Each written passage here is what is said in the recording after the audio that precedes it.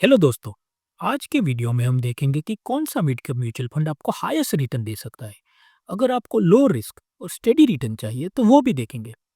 हर investor का risk preference अलग अलग रहता है, तो उसके हिसाब से हम डिफरेंट डिफरेंट कैटेगरीज के बेस्ट फंड देखेंगे जो आपके रिस्क प्रेफरेंस को सूट करता हो।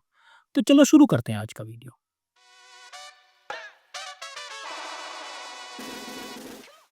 लेकिन सबसे पहला सवाल, मिड कैप फंड ही क्यों? मिड कैप फंड्स वो फंड्स होते हैं जिसमें फंड हाउस को मिनिमम 65% मिड कैप कंपनीज में ही इन्वेस्ट करना पड़ता है। मिड कैप कंपनीज वो कंपनीज होती है जो ज़्यादा बड़ी भी नहीं होती और ज़्यादा छोटी भी नहीं होती। उनका ग्रोथ पोटेंशियल ज़्यादा होता है क्योंकि वो अभी एक्सपांड कर रही होती है। लेकिन उसके सामने वो थोड़ी एस्टेब्लिश रहती है ताकि स्मॉल कैप कंपनीज के हिसाब से उसका रिस्क कम रहता है। तो ज़्यादा ग्रोथ मतलब कि ज़्यादा रिटर्न की पॉसिबिलिटी, और एट द सेम टाइम कम risk compare to small cap funds. Best of both worlds. तो आज जो हम फंड सिलेक्ट करने वाले हैं वो कम्प्लीटली डेटा ड्रिवन रहेगा, कोई प्रिडिक्शन नहीं। अगर कोई आपको बताता है कि फ्यूचर में ये फंड सबसे अच्छा करेगा तो या तो फिर वो भगवान है या तो झूठ बोल रहा है, क्योंकि कोई भी फ्यूचर श्योरिटी से प्रिडिक्ट नहीं कर सकता। तो हमें अपने रिस्क लेवल के हिसाब से डिफरेंट डिफरेंट मार्केट कैप्स के फंड्स में इन्वेस्ट करना चाहिए rather than investing in just one best fund. तो हम यहाँ पे फंड सिलेक्ट करेंगे जिनके मिनिमम 5 साल के डेटा अवेलेबल है।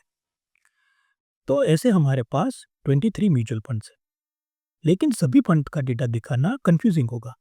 तो हम वो फंड निकाल देते हैं जिन्होंने मिनिमम 5 साल में से 3 साल इंडेक्स से कम रिटर्न दिया है और जिनका अल्फा भी नेगेटिव है। तो ऐसे हमारे पास 8 फंड्स बचते हैं। तो यहाँ पे सबसे पहले हमारे पास लास्ट 5 ईयर्स के रिटर्न है। जो फंड का रिटर्न ज़्यादा उतना अच्छा। उसके बाद हमारे पास शार्प रेशियो है, ये रिस्क एडजस्टेड रिटर्न बताता है।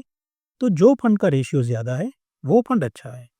उसके बाद है स्टैंडर्ड डेविएशन, ये हमें बताता है कि फंड कितना वोलेटाइल है, जितना कम उतना अच्छा। और लास्ट में है अल्फा। अल्फा हमें बताता है कि कौन से फंड ने इंडेक्स की कंपेयर में ज़्यादा रिटर्न दिया है। तो जितना ज़्यादा अल्फा उतना अच्छा रिटर्न। तो अभी हम देखेंगे कि कौन से फंड्स रिस्क एवर्स इन्वेस्टर्स के लिए अच्छे हैं, जिनको थोड़ा सा कम रिटर्न होगा तो चलेगा लेकिन रिस्क कम चाहिए। तो उनके लिए ये 4 फंड्स है, जिसमें है HDFC mid cap fund, Invesco India mid cap fund, Nippon India growth fund और महिंद्रा मैन्युलिफ मिड कैप फंड। ये चारों फंड का स्टैंडर्ड डेविएशन सबसे कम है और रिस्क एडजस्टेड रिटर्न जो कि शार्प रेशियो है वो भी 1 के आसपास है, और रिटर्न भी ईयर ऑन ईयर काफ़ी कंसिस्टेंट है। अगर आपको कम रिस्क वाले फंड में इन्वेस्ट करना है तो ये 4 फंड अच्छे रहेंगे। लेकिन अगर आपको सबसे ज़्यादा रिटर्न वाले फंड चाहिए जिसमें रिस्क भी ये फंड से ज़्यादा रहेगा, तो उसमें आते हैं quant mid cap fund, Baroda BNP Paribas mid cap fund और Motilal Oswal mid cap fund. ये तीनों फंड का हाईएस्ट अल्फा है, लेकिन इनकी वोलेटिलिटी भी ज़्यादा है, particularly for quant mid cap fund, जिसके रिसेंट 1 साल का रिटर्न काफ़ी लो है। तो ये फंड उनके लिए है जिनको सिर्फ ज़्यादा रिटर्न चाहिए। अगर आपको ऐसे फंड चाहिए जो स्टेबल और स्ट्रॉन्ग परफॉर्मर हो, तो उसमें आते हैं Motilal Oswal mid cap fund, HDFC mid cap fund और एडेलवाइस मिड कैप फंड। ये तीनों फंड्स के रिटर्न काफ़ी कंसिस्टेंट है, वोलेटिलिटी मैनेजेबल है और अल्फा भी स्ट्रॉन्ग है। तो ये है हमारी एनालिसिस।